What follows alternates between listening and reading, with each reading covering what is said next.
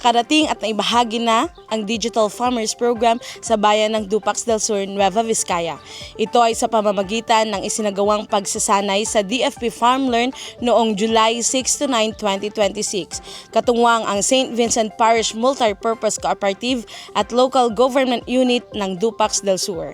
Dinaluhan ito ng 30 magsasaka at kabataan na nagnanais palawakin ang kanilang kaalaman sa digital agriculture. Sa pagbubukas ng programa, dumalo at naghatid ng mensahe ng suporta sina Ms. Monina C. Guzman, manager ng St. Vincent Parish Multipurpose Cooperative, Ms. Imelda Sagayo, Agriculturist 2 ng Municipal Agriculture Office at Ms. Joy Ablao, Executive Assistant ng Honorable Mayor Neil Magaway. Sa unang araw ng pagsasanay, natutunan ng mga kalahok ang basic smartphone operations, social media platforms at internet safety basics. Nagkaroon din sila ng pagkakataong makapagrehistro at mag-enroll sa e-learning portal upang magkaroon ng access sa iba't ibang online learning resources ng ATI. Bilang bahagi ng pagpapalawak ng kanilang digital skills, natutunan din ng mga kalahok ang paggawa ng Canva posters, social media marketing plans at dream boards. Sinundan ito ng mga hands-on activities gamit ang MOET, LCC at iba't ibang agri-apps na maaaring magamit sa pamamahala at pagpapalago ng kanilang mga sakahan. Naging tampok din sa programa ang agricultural drone demonstration sa pakikipagtulungan ng Smyrna Technology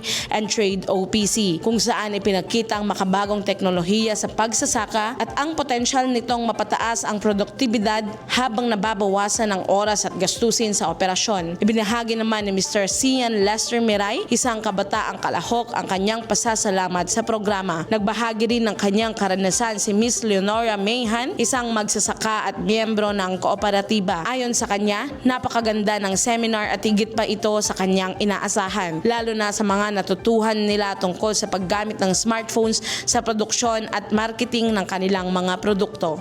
Bilang pagtatapos ng programa, sama-samang bumuo ang mga kalahok ng isang re-entry plan na magsisilbing gabay sa pagpapatuloy at pagbabahagi ng kanilang mga natutunan sa kani-kanilang komunidad, maging sa kanilang mga miyembro ng kooperatiba. Layunin nitong matiyak na ang mga kaalamang natamo sa pagsasanay ay may sasabuhay at makakatulong sa patuloy na pag-unlad ng sektor ng agrikultura sa kanilang lugar.